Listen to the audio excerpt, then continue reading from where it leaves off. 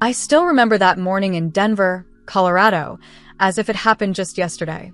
The sun was barely creeping over the rooftops on Maple Street, painting the houses in soft gold. From my bedroom window in our old two-story house, I could see the neighborhood slowly waking up. The sound of dogs barking, the faint rumble of garbage trucks, and the chatter of neighbors preparing for their workday gave the morning its usual rhythm. I sat with a steaming mug of coffee in my hand, enjoying the rare moment of peace. My life had never been quiet, not with my younger sister, Alice, around. Alice was the kind of woman who seemed to walk with a storm tied to her back. Wherever she went, trouble followed. She had an energy that could light up a room, but most of the time, that energy burned in all the wrong directions. I had always been the calmer one, the responsible sister who balanced the bills, fixed what was broken, and kept our lives from falling apart completely. Living with her was like living with a spark next to a pool of gasoline. I loved her, but I never trusted her. That morning, Alice barged into my room without knocking. She stood at the doorframe with her wild brown hair falling over her shoulders, her eyes lit up with the kind of mischief I had learned to dread.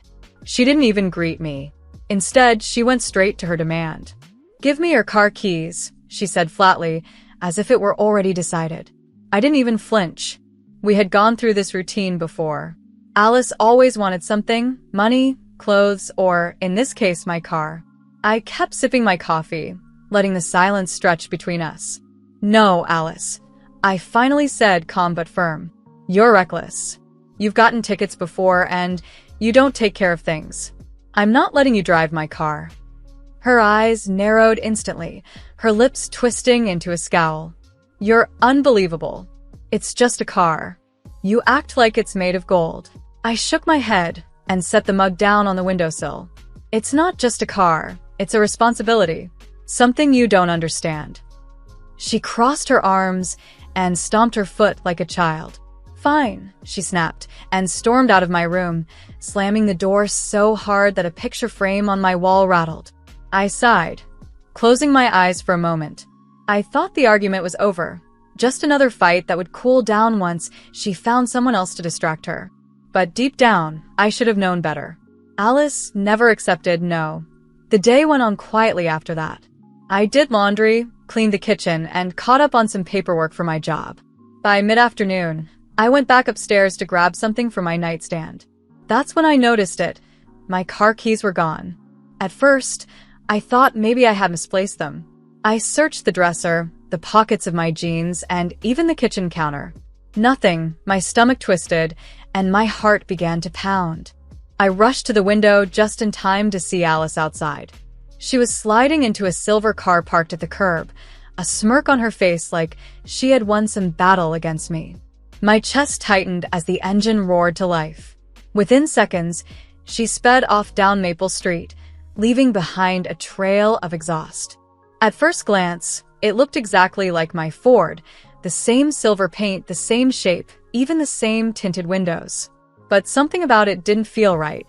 I froze at the window, my mind racing. Was that even my car? I couldn't be sure, but panic gripped me anyway. My little sister had stolen my keys, ignored my warning, and driven off into the city, like she owned the world. Hours dragged by with no sign of her return. Every tick of the clock made my nerves tighten. I tried calling her phone, but she ignored every call. Around dusk, just as the sun slipped behind the Rocky Mountains, the front door slammed open. Alice stumbled inside, her face flushed, her hair a tangled mess, and the faint smell of smoke clinging to her clothes. My heart skipped a beat. She didn't say a word at first. She just glared at me, her eyes blazing with defiance. Then, without warning, she tossed the keys at me. They struck my cheek and fell onto the carpet. "Your car," she spat, her voice dripping with venom, "is no longer of any use." I bent down slowly, picking up the keys, staring at them in my hand. My heart should have sunk, but instead, something inside me cracked open, and I laughed. A deep, uncontrollable laugh spilled from my chest. Alice frowned, taken aback by my reaction. "What's so funny?" she demanded. I leaned against the wall, laughing harder, shaking my head. She had no idea, no clue about the truth she had just stumbled into. She thought she had destroyed my life by destroying my car. But the reality was far worse for her, because that wasn't my car at all. I looked at her, my laughter finally softening into a grin. She stood there confused, still breathing hard from whatever chaos she had left behind.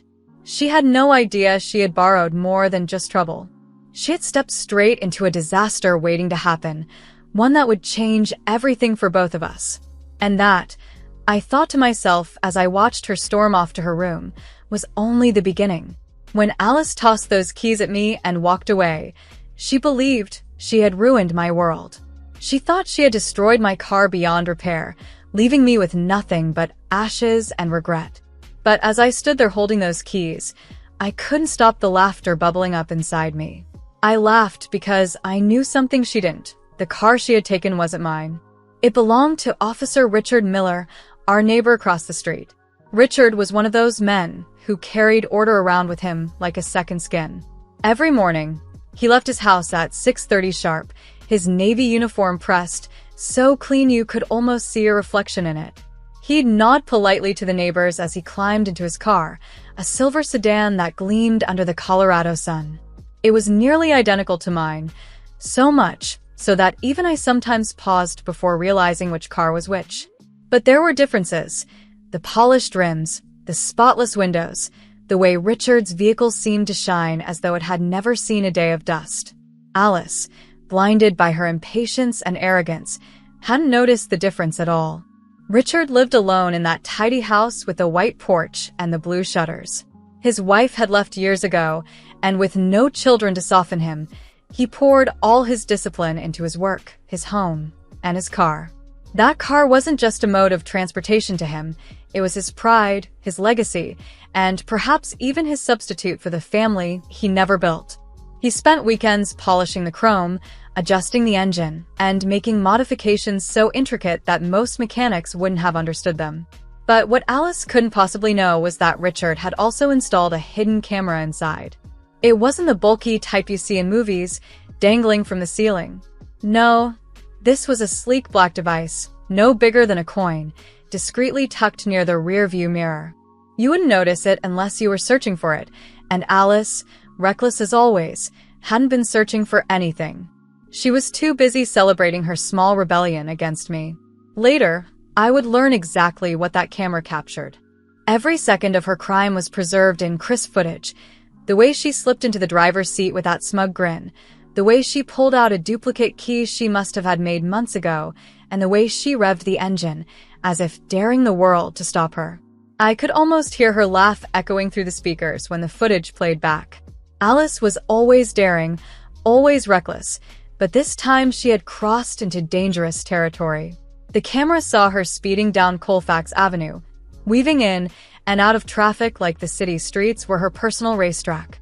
It saw the pedestrians who jumped back onto the sidewalk, cursing her under their breath. It caught the moment her tires screeched against the pavement as she lost control, her hands gripping the wheel too late, her face flashing with panic. And then it captured the crash, the sickening crunch of metal against brick, the sudden burst of smoke, and finally, the flames licking upward as the car caught fire. I didn't witness it myself, but I saw it later through Richard's furious eyes when he showed me the footage. And even then, even knowing it was my sister behind the wheel, I felt a strange calm. Because the truth was, that car had never been mine to lose. What made the situation worse was the car's value. To anyone else, it looked like a standard sedan. Nice, yes, but not extraordinary. But Richard had spent years turning it into something far more.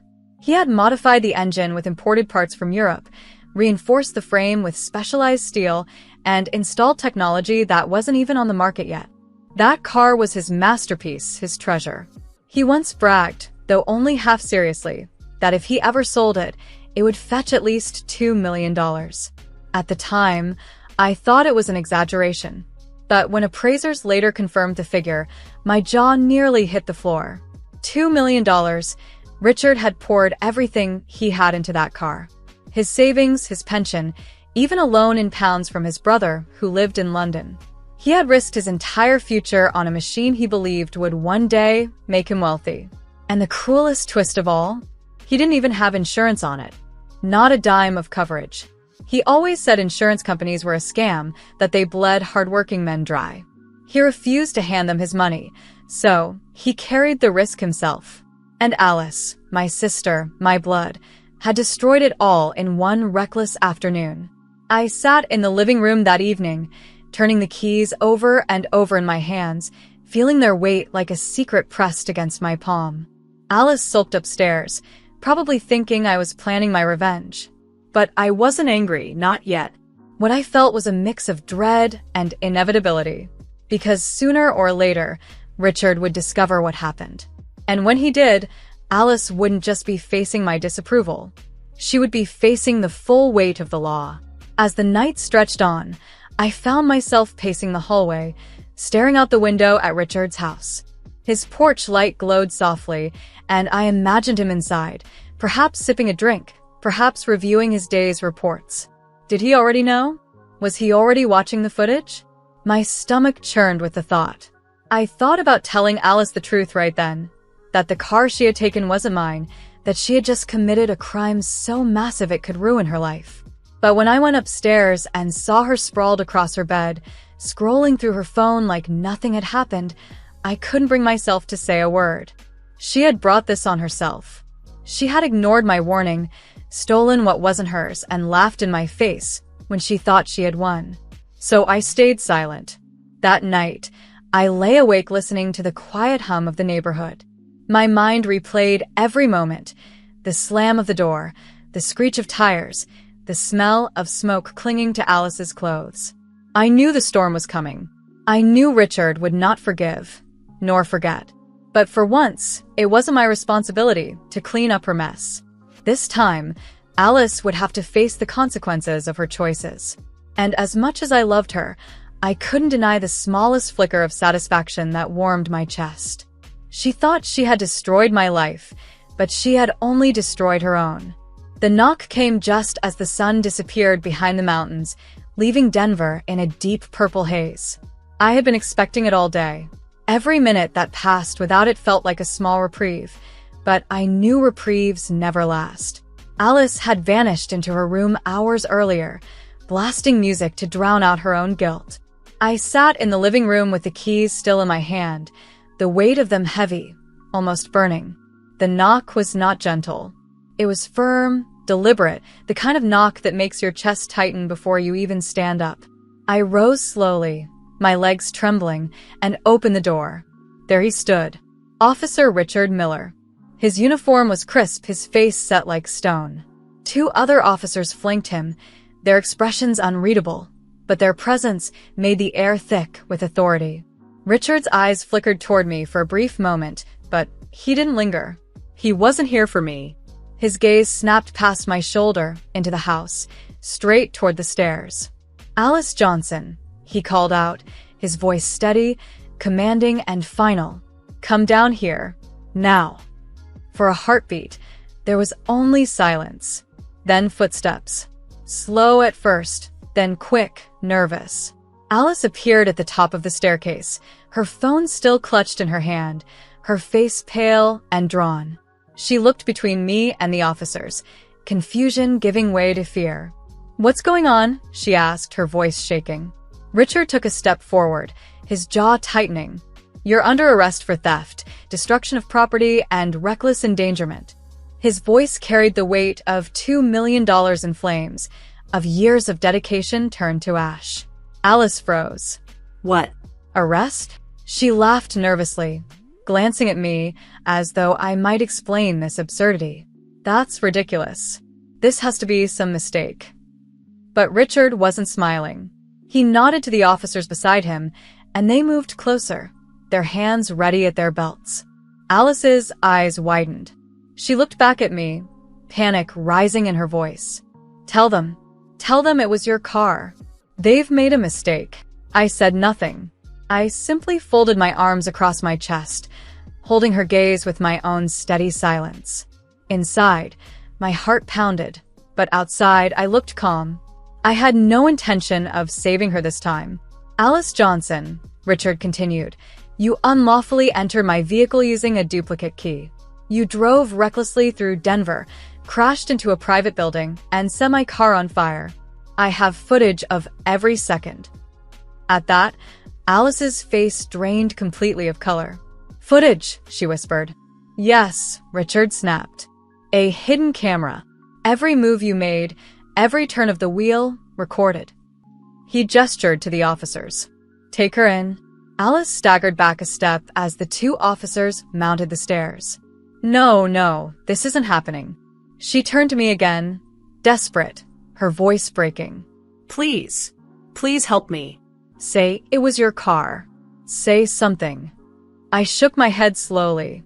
My voice came out low and steady, almost cold. No, Alice. Not this time. She blinked at me, stunned, as though my refusal hurt more than the handcuffs snapping around her wrists. The officers pulled her hands behind her back, the metal clinking as it locked into place. Tears welled in her eyes as she twisted toward me. You can't do this, she screamed at Richard. You can't just— I can, he cut her off sharply. And I will. The officers guided her down the stairs, her bare feet stumbling against the wooden steps. She fought them, her cries echoing through the house, but they held firm. She turned her head over her shoulder, her eyes locking on mine one last time. Please, she shouted. You're my sister. You can't just let this happen. But I stood motionless, arms folded, watching as they dragged her through the front door. My heart ached, but my resolve did not waver. For years, I had been her shield, her rescuer, the one who cleaned up her messes. But not anymore. Not with $2 million gone, not with a police officer's life's work destroyed, and not with my own dignity hanging in the balance. Outside, the flashing lights of the police car painted the street in red and blue. Neighbors peeked out from behind curtains and front porches, whispering among themselves. Alice thrashed against the officers, but it was useless. They placed her firmly in the back of the squad car, her shouts muffled by the closed door. Richard turned back to me as the car engine started. For the first time that night, his expression softened, though only slightly.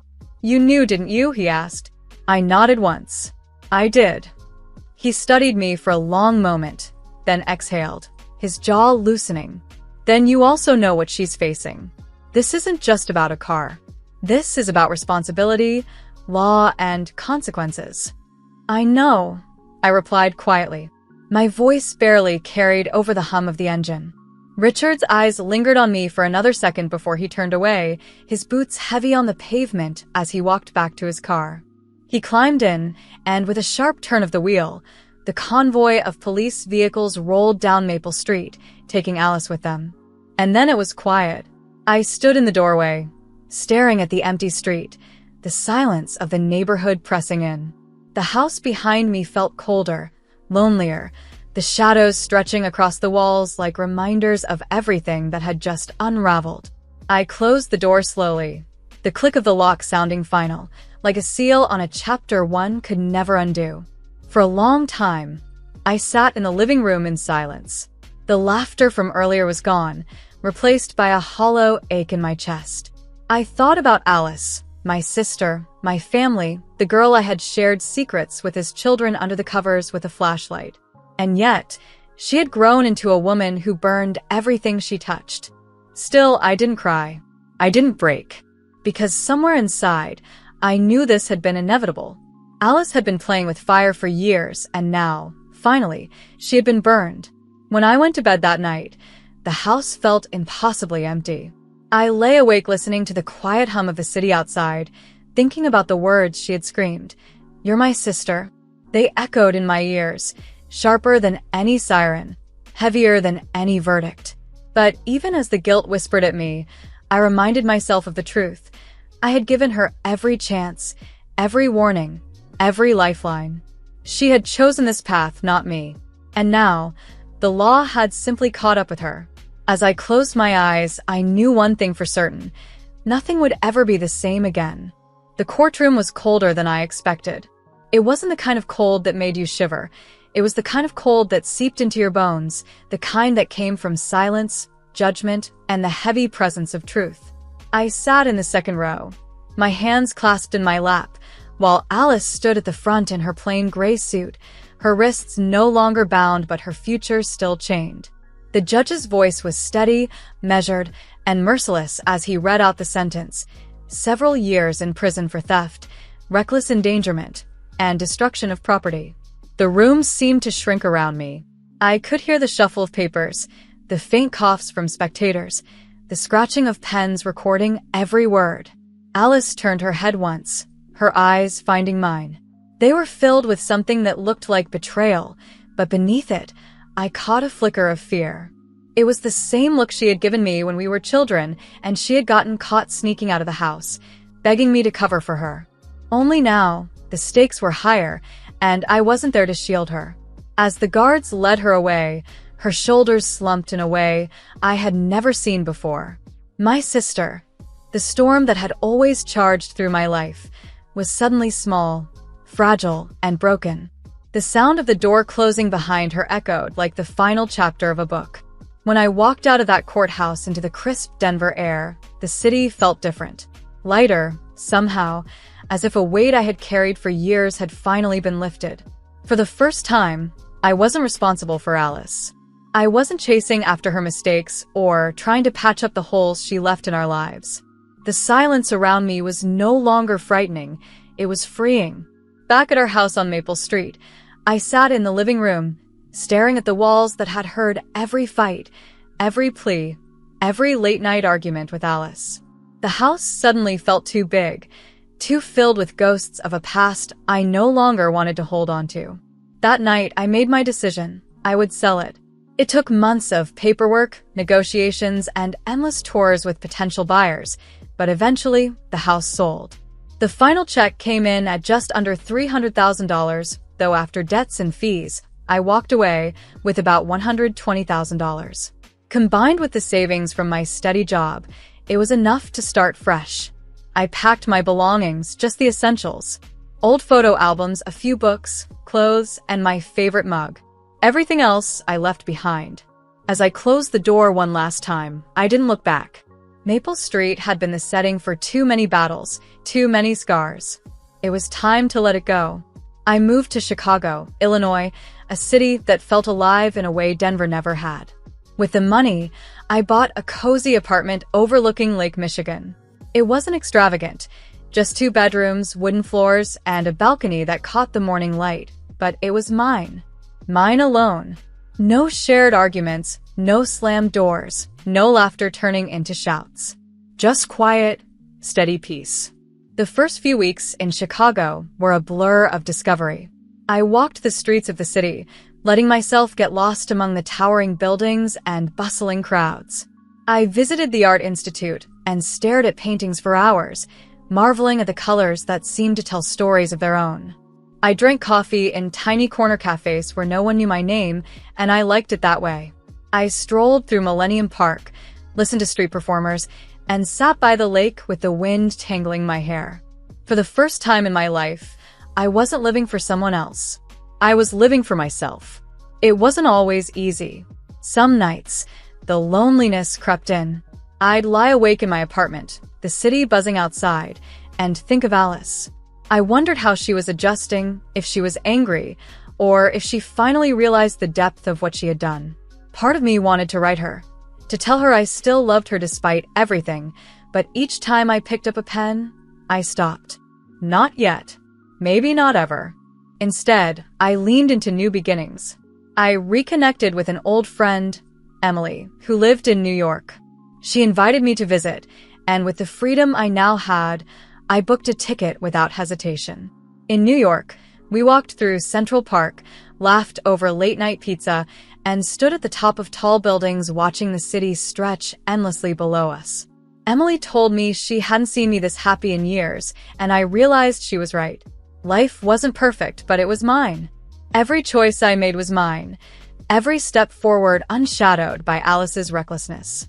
I began saving again, not out of fear, but out of hope. Hope for travel, for a future, maybe even for love. The weight I carried had transformed into something lighter, something like possibility. Alice had always been a storm in my life, unpredictable and destructive, pulling me into chaos I never asked for. But storms, no matter how fierce, always pass. When they do, the sky clears and the air feels new. That's what I held on to in Chicago, that sense of clarity, of renewal. One evening, as I sat on my balcony watching the sunset spill across Lake Michigan, I realized something important. All those years I had spent laughing at Alice's mistakes, brushing them off, covering for her. I had been using laughter as a shield. Because sometimes laughter is the only answer when the truth is too heavy for tears. But now, I wasn't laughing at pain anymore. I was laughing at the beauty of being free, at the simple joy of watching the sun sink into the water, at the promise of tomorrow. America had always felt big to me, almost too big, filled with roads that stretched farther than I could imagine. But now, I saw it differently. America was not just big, it was endless in its chances. Every street was a beginning, every city a possibility. And for the first time in my life, I was ready to embrace it all. As the last light faded that evening, I whispered into the quiet, "This is my life now." And I smiled, knowing it was true.